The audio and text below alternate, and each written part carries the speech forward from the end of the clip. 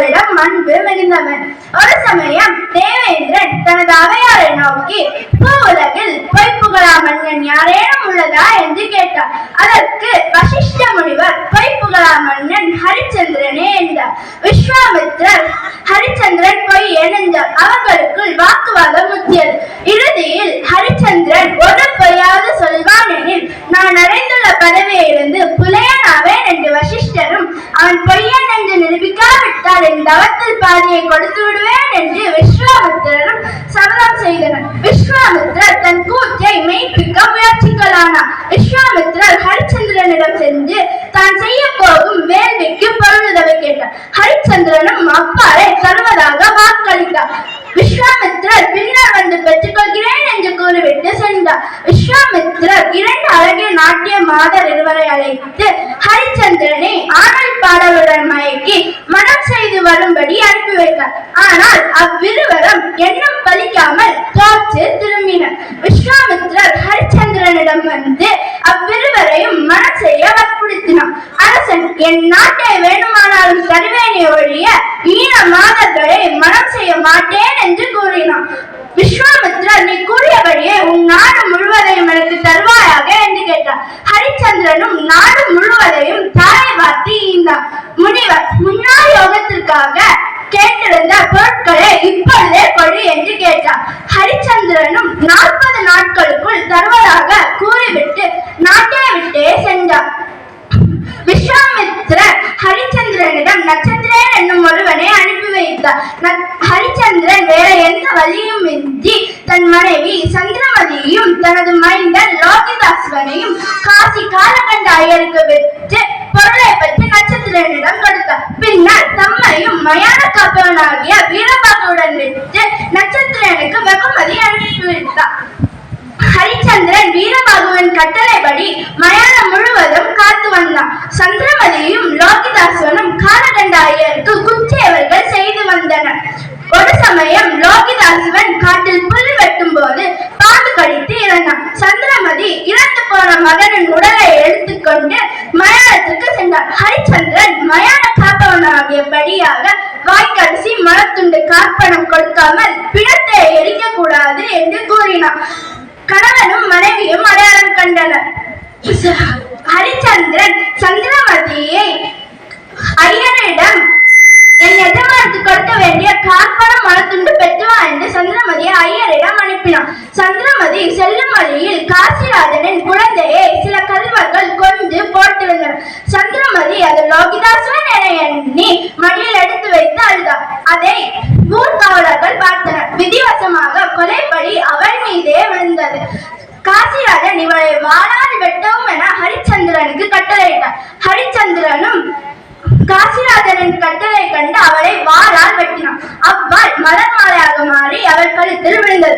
அப்பொழுது தேவேந்திரன், தேவர்கள், முனிவர்கள் தோன்றி, ஹரிச்சந்திரா, நீயே சத்தியவான், வாய்மையில் உனக்கு நிகரானவர் எங்கும் இல்லை என்று கூறி ஆசீர்வதித்தனர். அப்பொழுது விஸ்வாமித்திரர் தோன்றி நடந்த எல்லாவற்றையும் கூறி தன் தவத்தில் பாதியை கொடுத்து இறந்து போன மகனையும் உடலையும் எழுப்பி நாடு முழுவதையும் கொடுத்தார். ஹரிச்சந்திரன் செங்கோல் செலுத்தி இன்பமாக வாழ்ந்தார். இக்கடையிலிருந்து வாழ்மையே வெல்லும் என்று கூறிவிட்டு என் உரையை முடித்துக் கொள்கிறேன். பேச கொடுத்துள்ள தலைப்பு பிராணப்பிரியர்கள் என்ற தலைப்பில் ஒரு சில வார்த்தைகள் உங்கள் கொண்டு கூறலாம் என வந்துள்ளேன். முன்னொரு காலத்தில் இரண்டன் என்ற ஓர் அசுரன் கடுந்தவம் புரிந்தார். தேவர்கள், அசுரர்கள், மனிதர்கள் ஆகியோராலோ மிருகங்களாலோ ஆயுதங்களாலோ வீட்டிற்கு உள்ளேயோ வெளியேயோ ஆகாயத்திலோ பூமியிலோ இரவிலோ பகலிலோ தனக்கு மரணம் ஏற்படக்கூடாது என்னும் மரத்தை அவன் பிரம்மதேவரிடமிருந்து பெற்றான். இரணியனின் மனைவியின் பெயர் கயாதி. அவர்களுக்கு ஓர் ஆண் குழந்தை பிறந்தது. அந்த குழந்தையின் பெயர் பிரகலாதன். அவன் தக்க பருவமைத்து கல்வி கற்க 2 அசுர ஆசிரியர்களை அமர்க்கப்பட்டனர். அவர்களின் பெயர் சண்டன், அமர்கள். பிரகலாதன் இரண்யாய நமதே என்று சொல்ல மறுத்து நாராயண நமதே என்று சொல்ல தொடங்கினான். ஆசிரியர்களும் அவன் தந்தை தாயும் அவனை தங்கள் வழிக்கு கொண்டு வர செய்த எல்லா முயற்சியும் வீணாகின. கோபம் கொண்ட இரண்யன் பிரகலாதனிடம் உன் நாராயணன் எங்கே நிற்கிறான் என கேட்டார். அதற்கு பிரகலாதன் அவர் தூணிலும் இருப்பார் துருவிலும் இருப்பார் என ஒரு தூணை காட்டினான். கோபம் கொண்ட இரண்யன் தூணை இரண்டாக உடைத்தான். உள்ளிருந்து ஸ்ரீ நாராயண நரசிம்ம மூர்த்தியாக வெளியில் தோன்றி இரண்யனை தன் படி மீது கடித்து வாசற்படியில் நீண்ட நகங்களால் நல்லொழுக்கங்களை பற்றி ஒரு சில கருத்துக்களை உங்கள் முன் கூறலாம் என வந்துள்ளேன். அதிகாலத்தில் இறைவனை நாமத்தை சொல்லி தூயில் எழுத வேண்டும். காலை கடன்கள் முடிந்தவுடன் தூய்மை சென்று சமய சின்னங்கள் திருநீரு திருமண் முதலிய அணிந்தம் இறைவனை தியானிக்க வேண்டும். ஆசிரியர்களும் பெரியோர்களும் வணங்குதல் வேண்டும். உண்மையை பேச வேண்டும். சுத்தமான ஆடைகளை அணிய வேண்டும். தாய் தந்தையாரை வணங்குதல் வேண்டும். கோயில் சென்று வழிபாட வேண்டும். இடி சொற்கள் சொல்லுதல் வேண்டும். தவறிலும் தீய சொல் சொல்லக்கூடாது. சோம்பலை அகற்றி சுறுசுறுப்பாக இருக்க வேண்டும்.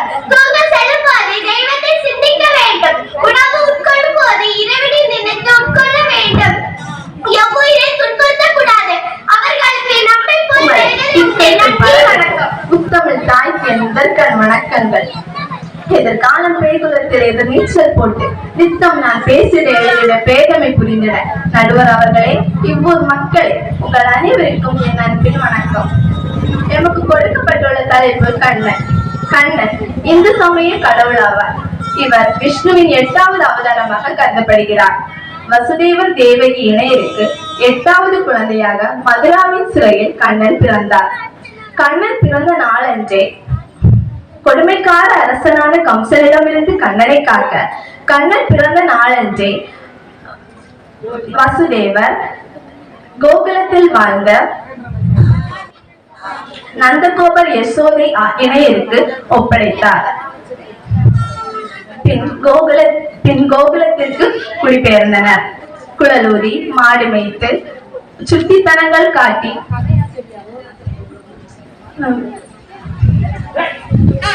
சுட்டித்தனங்களால் அனைவர் மனதையும் கவர்ந்தார் கண்ணன். கண்ணன் கோகுலத்தின் செல்ல பிள்ளையானார். கண்ணனை தமிழில் கண்ணன் என்றும் வட இந்தியர் கண்ணையா என்றும் அழைக்கின்றனர். மேலும் கோபாலன், கேசவன், கோவிந்தன் என பல பெயர்களும் இவருக்கு உண்டு. வருடந்தோறும் ஆவணி மாதம் அஷ்டமி திதி ரோகிணி நட்சத்திர நாளன்று கிருஷ்ண ஜெயந்தியாக கொண்டாடப்படுகிறது. கண்ணனின் கதைகள் பல நூல்களில் இடம்பெற்றுள்ளன.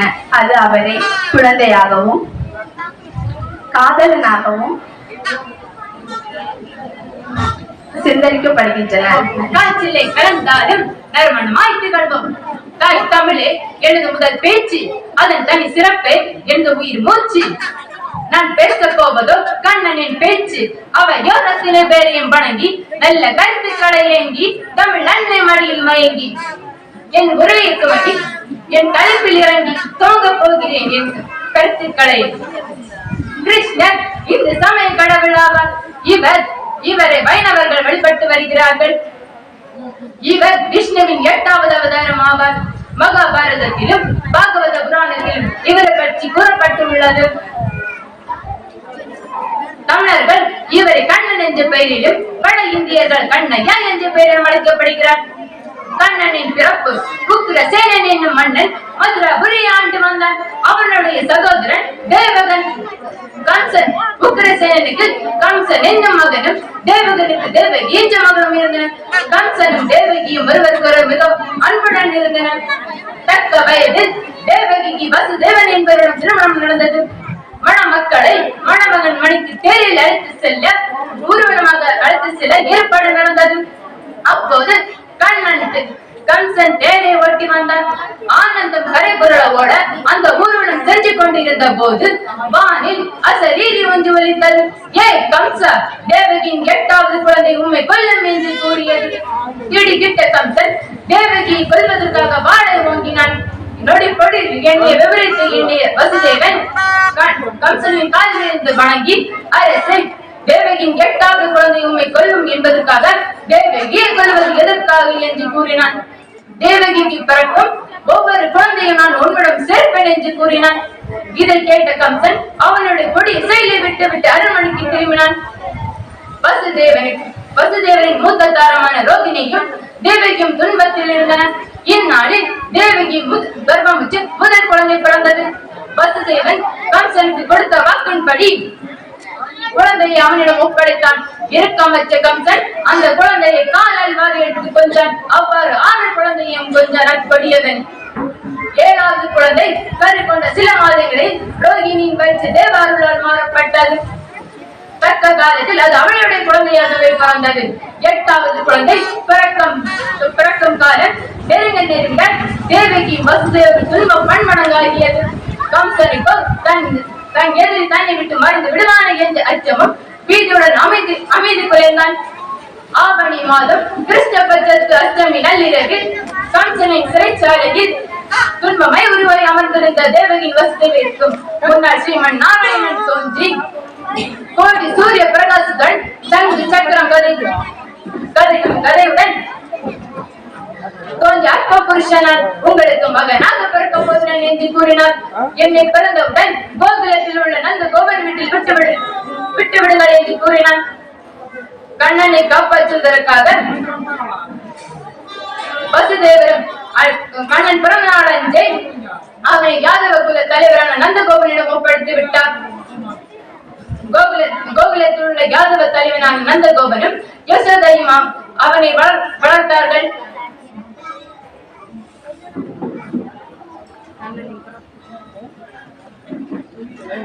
பின்னர் கோகுலத்தை விட்டு பிருந்தாவனம் சென்றனர். பிருந்தாவனத்தில் கண்ணன் மாடு மேய்த்தும் குறும்புத்தனம் செய்தும் பெண்ணை திருடியும் காலத்தை கழித்தான்.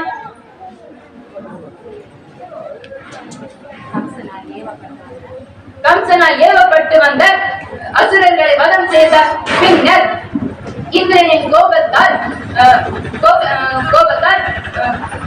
பிருந்தாவனத்தில் மழையை பொழிய வைத்தார். அப்பொழுது கண்ணன் கோவர்தனகிரியை குடையாக பிடித்து பிருந்தாவன வாசிகளை காப்பாற்றினார். மேலும் யமுனை ஆற்றில் காளிங்கன் என்னும் அசுரனை அடக்கி அது மேல் நர்த்தனம் ஆடினார். இளம் வயதில் பிருந்தாவனத்தில் உள்ள பெண்களின் மனதில் இடம் பிடித்தவர். கண்ணனின் வாலிப வயது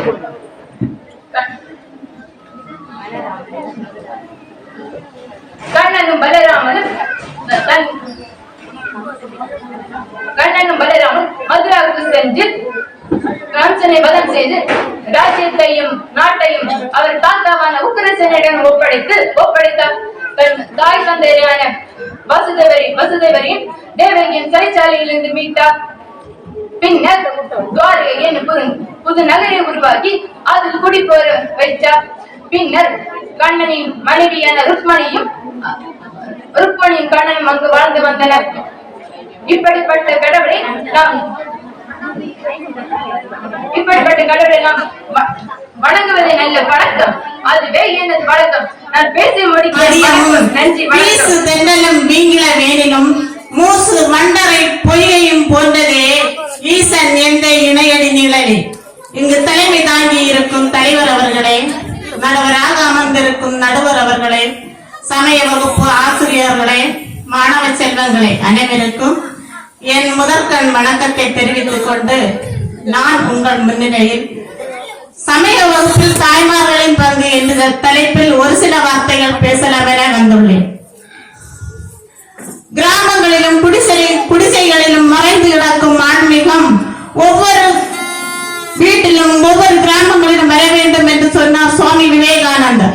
அவரின் கூற்று நனவாக வேண்டும் என்றால் ஒவ்வொரு இந்துவும் உண்மையான இந்துவாக மாற வேண்டும். அதற்காக ஆரம்பிக்கப்பட்டது சமய வகுப்பு. சமய வகுப்பு என்பது ஒவ்வொரு கிராமங்களிலும் உள்ள ஆலயங்களில் நடத்தப்பட வேண்டும். ஆலயங்களில் தாய்மார்கள், பெரியவர்கள், மாணவ மாணவிகள் அனைவரும் கூடி 2 மணி நேரம் நடத்தப்பட வேண்டும். சமய வகுப்பில் இந்து சமய நூல்களை பற்றியுள்ள கருத்துக்களை மாணவ மாணவிகளுக்கு தாய்மார்கள் சொல்லித்தர வேண்டும். நமது பெரியவர்கள் நமக்காக நல்லொழுக்கம், சமய சின்னம், மந்திரம், விழாக்கள் ஆணின் கடமை, பெண்ணின் கடமை, இதிகாசம், பகவத்கீதை, புராண பெரியோர்கள் என்றெல்லாம் இந்து சமய நூல்கள் வாயிலாக நமக்காக எழுதி வைத்திருக்கிறார்கள். அதை ஒவ்வொரு தாய்மார்களும் சமய வகுப்பு மூலமாகவே மாணவ செல்வங்களுக்கு சொல்லித்தர வேண்டும். அதற்காக தாய்மார்கள் முழு மூச்சுடன் செயல்பட வேண்டும். தாய்மார்களும் ஊக்குவிக்கப்பட்டு மாணவ மாணவிகளும் ஊக்குவிக்கப்பட வேண்டும். மாணவ செல்வங்களிடம் அன்பாக நடந்து கொள்ளுதல் வேண்டும். ஒவ்வொரு மாணவர்களும் விரும்பி சமய வகுப்பிற்கு வர வேண்டும். அதற்காக தாய்மார்கள் தங்கள் வீட்டில் உள்ள பிள்ளைகளை ஆலயங்களுக்கு அனுப்பி சமய வகுப்பில் கலந்து கொள்ளுமாறு சொல்லிக் கொடுக்க வேண்டும். தாய்மார்களும் சமய வகுப்பில் கலந்து கொண்டு தங்கள் சமய வகுப்பு பணிகளை முழுமூச்சாக செயல்பட வேண்டும். ஒன்றுபட்டால் உண்டு வாழ்வு என்பதற்கு ஏற்ப எல்லோரும் ஒற்றுமையுடன் செயல்பட்டு சமய வகுப்பு பணிகளை செய்ய வேண்டும். நமது சமய வகுப்பில் ஒழுக்கமும் வீரமும் உள்ள மாணவ மாணவிகள் உருவாகி கொண்டுதான் இருக்கிறார்கள். வருங்கால பாரத சமுதாயம் உன்னத நிலையை அடைய வேண்டும் என்றால் சமய வகுப்புகளை ஒரு வழி